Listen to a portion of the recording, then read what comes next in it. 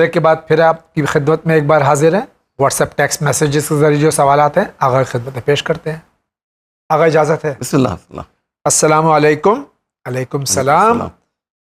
ممبئی سے جس کام میں ہاتھ ڈالتا ہوں اس میں لاس ہو جاتا ہے، بہت پریشان ہوں، کچھ بتا دیجئے. جی یہ جاوید بھائی ایک بہت ہی معتبر اور بہت ہی مجرب کہا جائے بلکہ جی یہ قرآن کی ایک آیت ہے. اس کے لیے علماء نے یہ کہا ہے کہ اسے اگر ہر روز 100 مرتبہ پڑھا جائے تو اس کا فائدہ آپ کو ضرور ملے گا. اور یہ وہ جملہ ہے جو جناب یونس نے شکم ماہی میں پڑھا تھا. لا الہ الا انت سبحانک انی کنت من الظالمین. پھر ریپیٹ کر رہا ہوں، لا الہ الا انت سبحانک انی کنت من الظالمین. 100 مرتبہ کسی بھی نماز کے بعد پڑھا جائے گا تو اس کا فائدہ آپ کو ملے گا انشاءاللہ. السلام علیکم. علیکم السلام. قربانی کے جانور کی ہڈیوں کو یوں ہی پھینک دینا چاہیے یا اسے دفن کر دینا چاہیے؟ دفن کرنا ضروری نہیں ہے. السلام علیکم. علیکم السلام. To all of you one channel members, may مولا bless you all. Syed Farman Hussain from Katihar بہار. بہت بہت شکریہ آپ کا. علیکم السلام. میری امی بہت ٹینشن میں رہتی ہیں جب بھی ان کے ایک بھی بیٹی نہیں ہے، اور سارے بیٹے یہ کہتے ہیں کہ آپ کو ایک بھی بیٹی نہیں ہے، اس کے باوجود بھی آپ اتنی ٹینشن لیتی ہیں، جبکہ 5 بیٹے آپ کے جوان ہیں، پھر آپ ٹینشن کیوں لیتی ہیں؟ پھر بھی امی ٹینشن لیتی ہیں.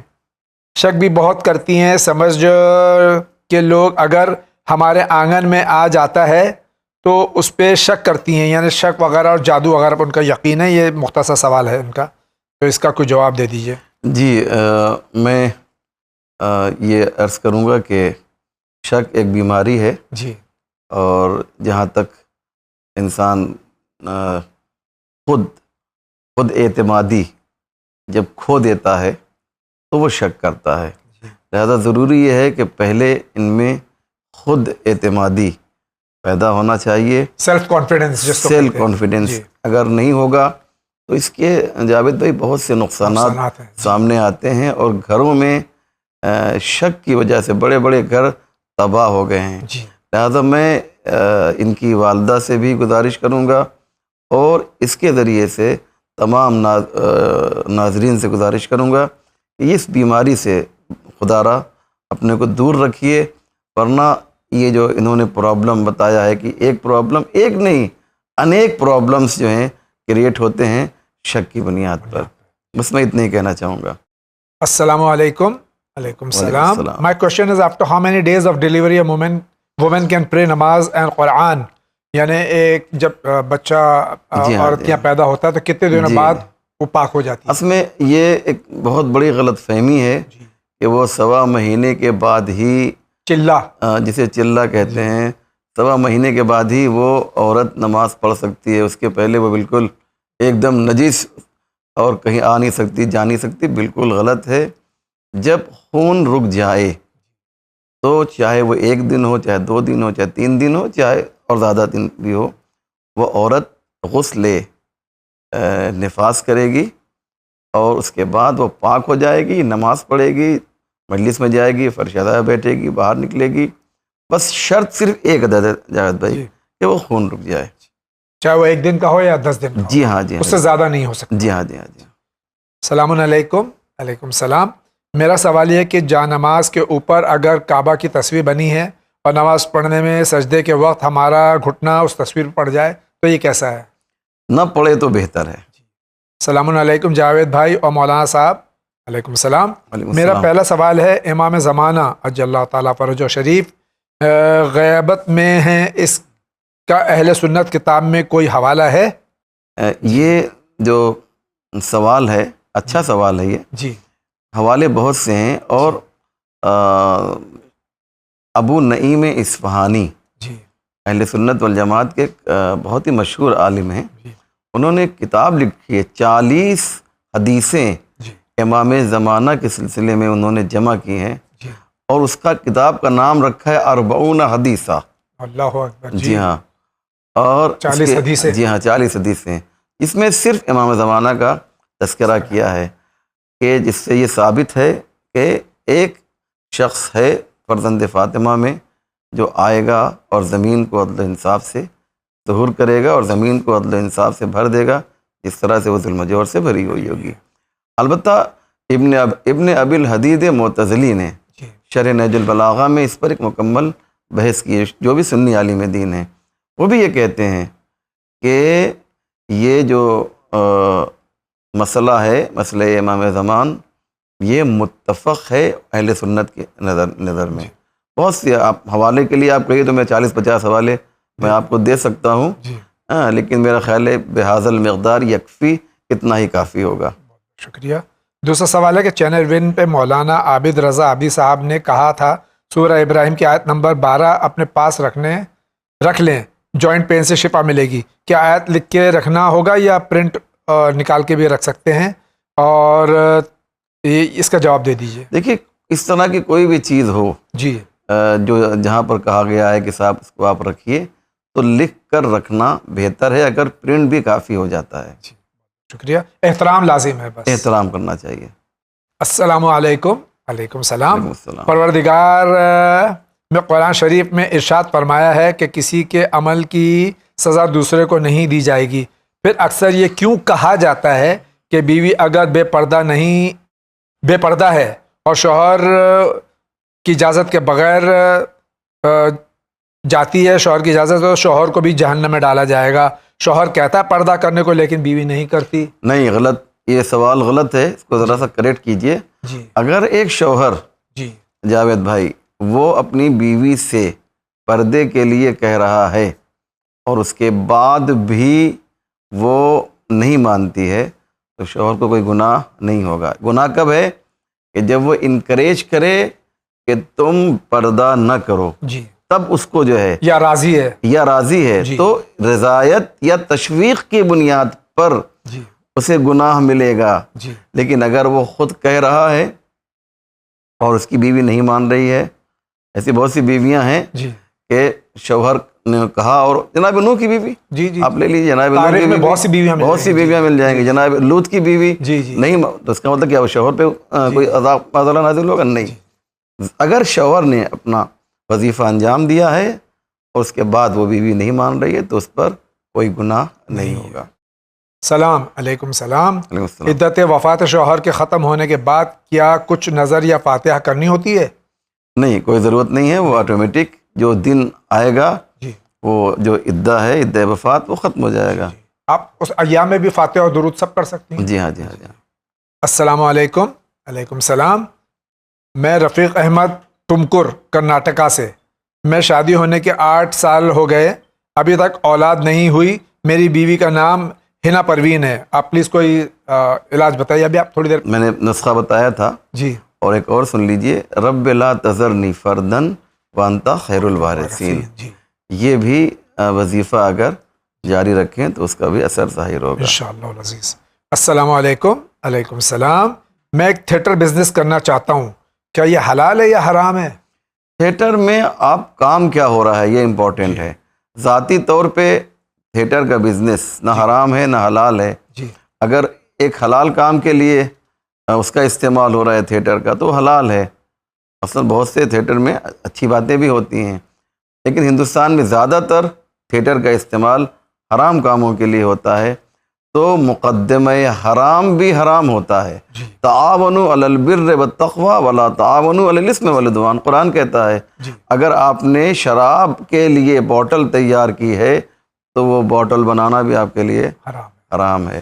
شراب کے لیے آپ انگور لے کے جا رہے ہیں شراب خانے میں، تو وہ بھی حرام ہے۔ تو مقدمہ حرام بھی حرام ہوا کرتا ہے۔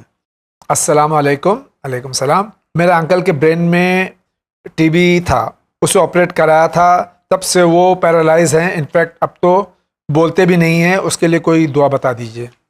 جی ہاں، ان کے لیے بہرحال ہم دعا کرتے ہیں۔ سب سے پہلے ماشاءاللہ اس وقت ہزاروں لاکھوں لوگ دیکھ رہے ہیں، جی تو ان کے انکل کے لیے ہم دعا کرتے ہیں کہ پروردگار انہیں بحق ائمہ معصومین شفاء عاجل و کامل مرحمت الہی فرما۔ آمین۔ آپ سب لوگ الہی آمین کہیے، جی دعا کرتے ہیں۔ اور وہی جو میں نے بتایا کہ وَنُنَزِّلُ مِنَ الْقُرْآنِ ما و شفاء و رحمت للمؤمنین، پڑھ کر ان کو دم کریں. اگر یہ خود شاید نہ پڑھ سکیں تو پڑھ کر دم کریں، انشاءاللہ فائدہ ہوگا انشاءاللہ. السلام علیکم. وعلیکم السلام. جناب ایک مشورہ کرنا تھا آپ سے. میرا نام محمد اقبال ہے، میں دہلی سے ہوں. میرا ایک چھوٹا بھائی ہے، وہ بیاس پہ پیسے بہت لیتے دیتے ہیں. نوبت یہاں تک آ پہنچی کہ ان سے بہت پریشان ہیں. ان کے چکر میں ہم بہت پریشان ہو چکے ہیں. لہٰذا یہ ہے کہ ہم ماشاءاللہ خوشحال زندگی گزار رہے ہیں، ان سے ہمارا سکھ دیکھا نہیں جاتا اور وہ ہم سے بار بار آ کر پیسے لے جاتے ہیں. ہم نے اس بار انہیں پیسے دینے سے منع کر دیا تو انہوں نے ہم سے مطلب واسطہ ختم کر دیا. آپ بتائیے کہ اس کا حل کیا ہے؟ ان کا سوال جو میں سمجھا ہوں وہ یہ ہے کہ یہ ان کے بھائی نے قطع رحمی کیا ہے. جی ٹھیک ہے. جی. اس پر آئیے آپ کو ایک چھوٹی سی روایت پیش کرتا ہوں. ایک قرآن میں بھی، میں آیت نہیں بولوں گا، وقت بالکل آپ کا ختم ہو گیا مجھے معلوم ہے، لیکن صرف اشارہ کروں گا. قرآن میں ہے کہ جو قطع رحمی کرتے ہیں اللہ ان سے کافی ناراض ہے.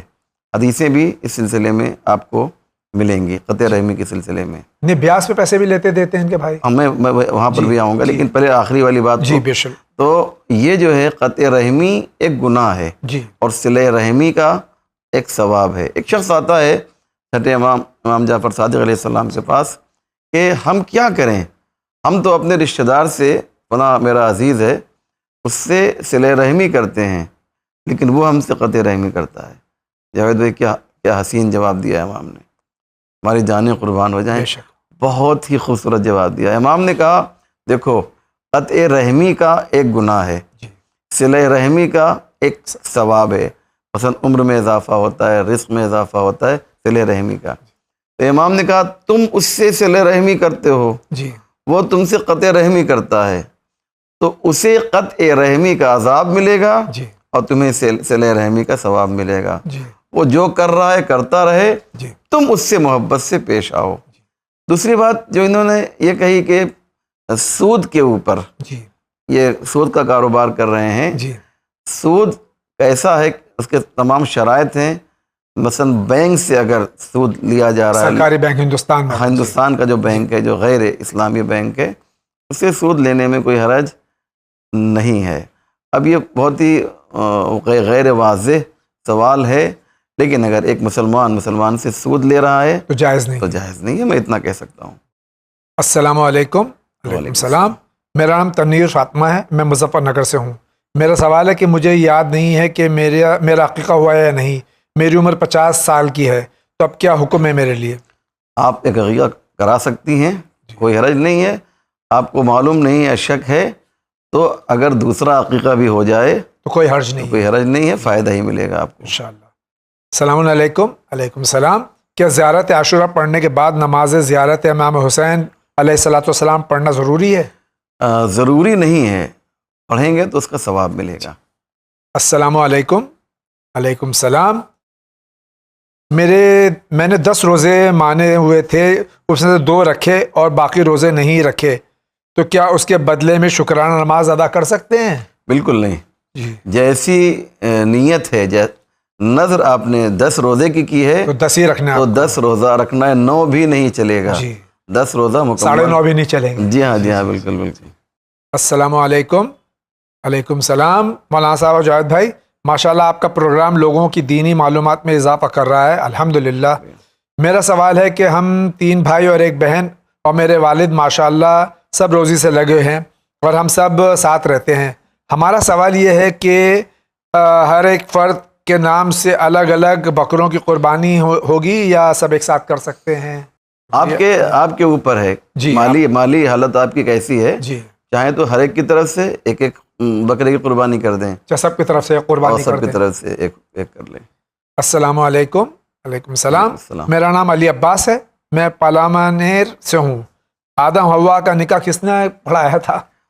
دیکھیے جناب آدم و حوا کا جو نکاح ہے یہ اصل میں اس طریقے سے نہیں ہوا جیسے نکاح ہم لوگوں کا ہوتا ہے. جی. بلکہ اللہ نے خود، جی وہ خالق ہے، جی وہ مالک ہے، جی اس نے حضرت حوا کو حضرت آدم کے حوالے کیا. جی خدا جو حوالے کر رہا ہے یہ خود ایک طرح کا نکاح ہے. البتہ یہاں پر دو روایتیں ہیں، بات آ گئی تو سن لیجئے.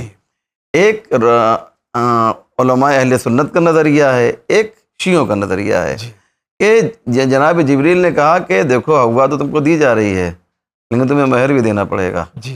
تو میں نے خود دیکھا ہے کتابوں میں اہل سنت کی کہ کہا کہ بھائی میرے پاس کیا ہے، میں کیا دوں مہر میں. تو جناب آدم نے 10 مرتبہ درود شریف پڑھا مہر کے طور پہ، صداق کے طور پہ. یہ اہل سنت کا نظریہ. شیعوں کا نظریہ یہ ہے کہ 3 مرتبہ محمد و آل محمد پر درود بھیجا، صلوات پڑھا. یہ نظریہ شیعوں کا، یہ مہر ہے. تو صلوات کی اہمیت اس سے ظاہر ہوئی کہ صلوات کتنی اہم شے ہے، آدمیت کی نشانی ہے. جی ہاں آدمیت کی نشانی. وہ واقعاً صحیح فرزند آدم وہی ہے جو صلوات پڑھے تو محمد پر بھی پڑھے اور ان کی آل پر بھی صلوات پڑھے.